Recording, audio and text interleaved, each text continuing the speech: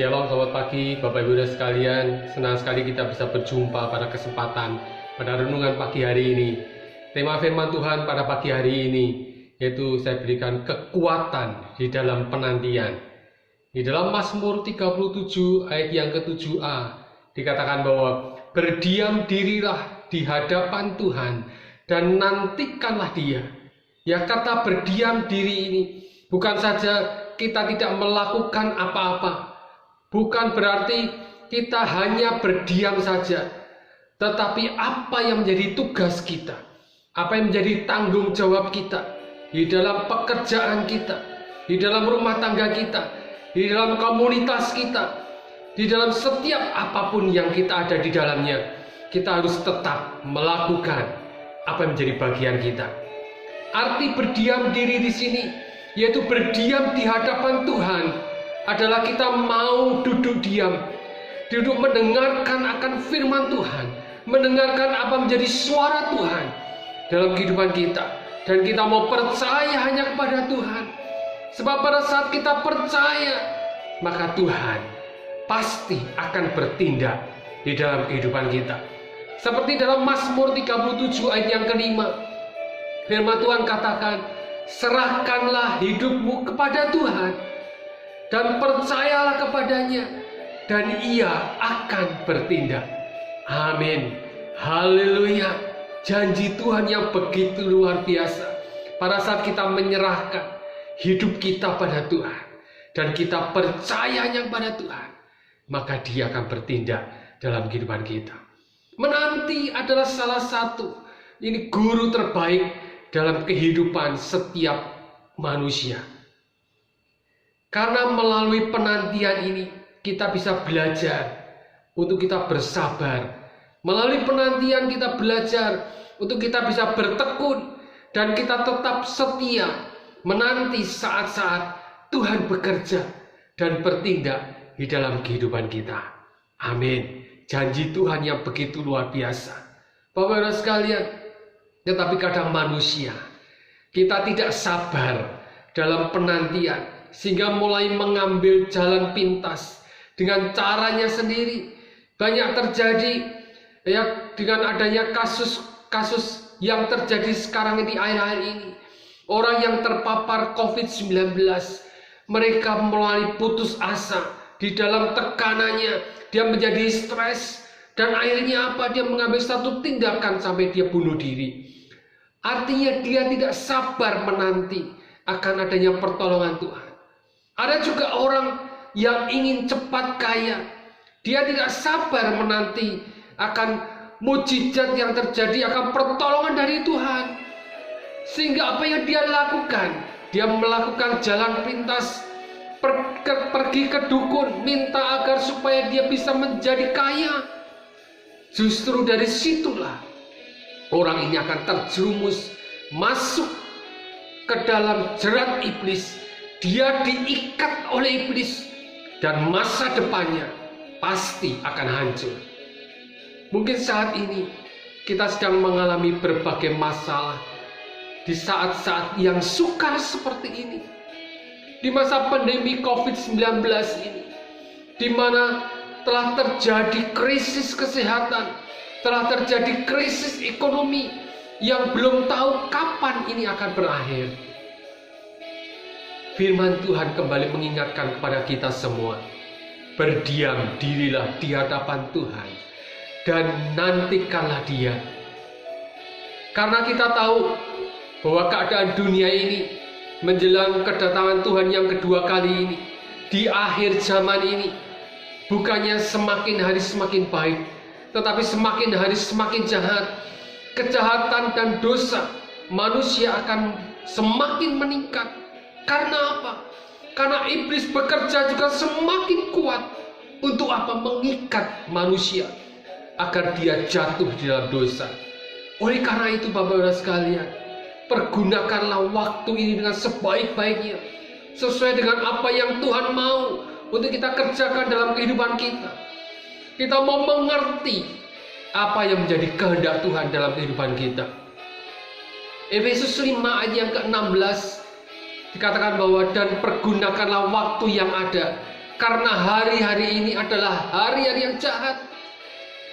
Pada saat kita mau berdiam diri dan menantikan Tuhan, maka akan ada kekuatan di dalam penantian kita. Lalu apa yang harus kita lakukan di masa penantian ini?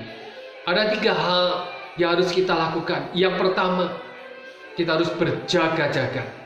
1 Korintus 16 ayat yang ke-13 dikatakan bahwa berjaga-jagalah, berdirilah dengan teguh di dalam iman, bersikaplah sebagai laki-laki, dan tetap kuat.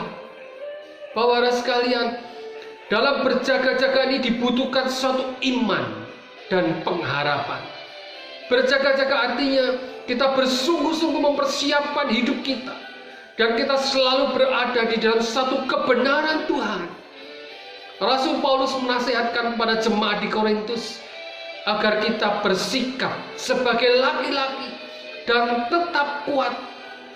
Paulus tidak hanya mengkhususkan surat ini hanya kepada laki-laki saja, tetapi di dalam surat ini ditujukan kepada semua orang, kepada setiap jemaat di segala tempat, baik itu laki-laki atau perempuan. Di dalam 1 Korintus 1 ayat yang kedua.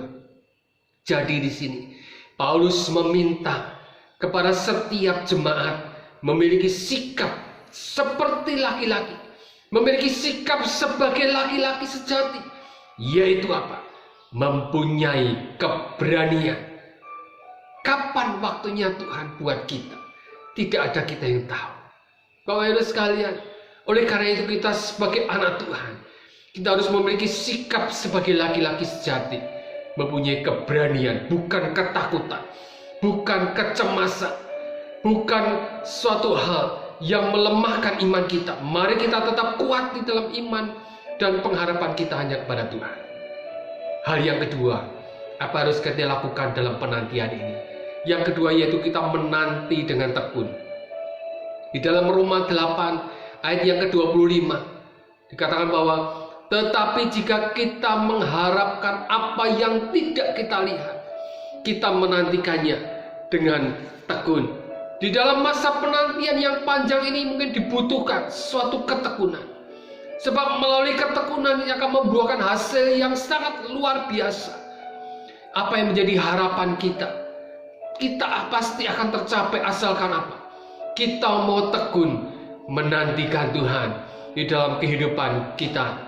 Setiap umat Tuhan yang percaya pada Tuhan. Rasul Paulus mengatakan pada jemaat di Roma bahwa ketekunan itu menimbulkan satu tahan uji, dan tahan uji itu menimbulkan satu pengharapan. Ketekunan dalam menghadapi ujian, ketekunan dalam menghadapi pencobaan membuat satu pengharapan seseorang akan semakin kuat memperoleh apa yang Tuhan janjikan kepada kita. Oleh karena itu, pada pagi hari ini mari kita menanti dengan tekun. Karena bertekun itu dalam masa penantian ini. Meskipun hidup kita dalam masa kesulitan, meskipun saat ini kita berada dalam masa penderitaan, tetapi di dalam ketekunan ini, di dalam kita menanti dengan tekun, Tuhan akan memberikan satu pengharapan yang pasti. Ada satu pengharapan di dalam Tuhan, itu pengharapan yang tidak sia-sia. Oleh karena itu, di dalam kita menanti dengan tekun, di dalam kekuatan dalam penantian ini, ada kekuatan yang Tuhan berikan di dalam kehidupan kita. Hal yang ketiga, apa yang harus kita lakukan di dalam penantian ini? Yang ketiga yaitu kita tetap tinggal di dalam kasih Tuhan. Di dalam Yudas 1 ayat yang ke-21 dikatakan bahwa peliharalah dirimu sedemikian dalam kasih Allah, sambil menantikan rahmat Tuhan kita, Yesus Kristus, untuk hidup yang kekal. Di dalam masa penantian yang panjang, kita tidak tahu kapan mungkin masalah kita akan berakhir, kapan ini pencobaan ini akan berakhir, kapan penderitaan akan berakhir.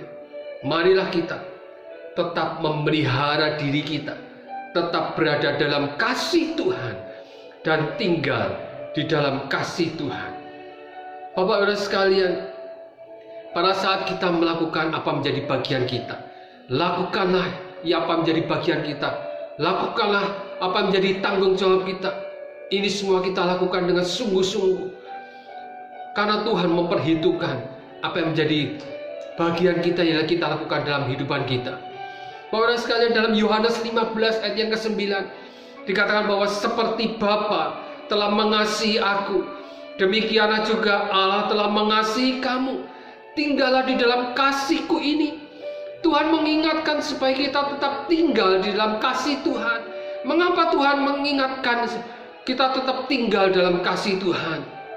Karena Tuhan tahu manusia itu tidak ada yang konsisten.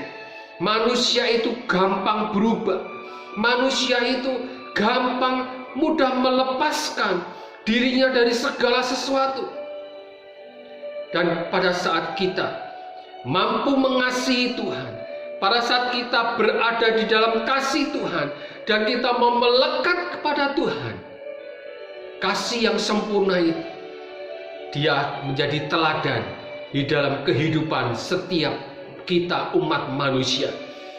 Yaitu oleh karena itu, mari kita tetap tinggal dalam kasih Tuhan sampai Tuhan menjemput kita, sampai Tuhan datang yang kedua kali.